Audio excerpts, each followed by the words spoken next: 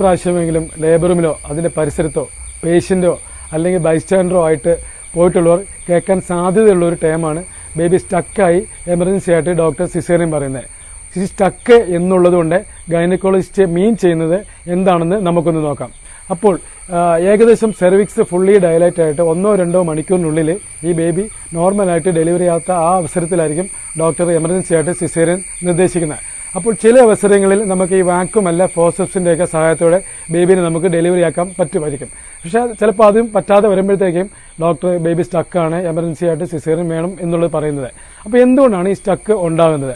അപ്പം നമുക്കറിയാമല്ലോ, baby berth കനാലിൽ കൂടെയാണല്ലോ ഡെലിവറി ആവുന്നത്.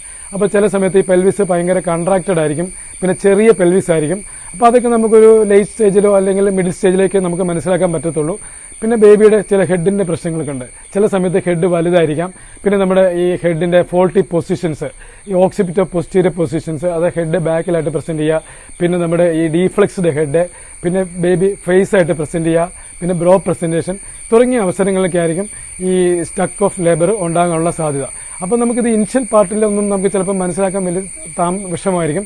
അപ്പോൾ ലേബർ കുറച്ച് പ്രോഗ്രസ് ഒക്കെ ആകുമ്പോഴത്തേക്ക് ഇതിനെക്കുറിച്ച് നമുക്ക് ഒരു ഐഡിയ കിട്ടത്തുള്ളൂ. അപ്പോൾ ഇത് ഡോക്ടർ പറയുമ്പോഴത്തേക്കും നിങ്ങൾ പാനിക്കാവേണ്ട ആവശ്യമൊന്നുമില്ല.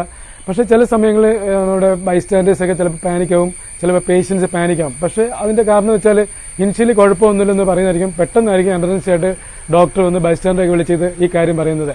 അപ്പോൾ ഫ്രണ്ട്സ്, ഇത് ഈ സ്റ്റക്ക് ഓഫ് ലേബർ നിങ്ങൾക്ക് മനസ്സിലായെന്ന് ഞാൻ വിചാരിക്കുന്നു.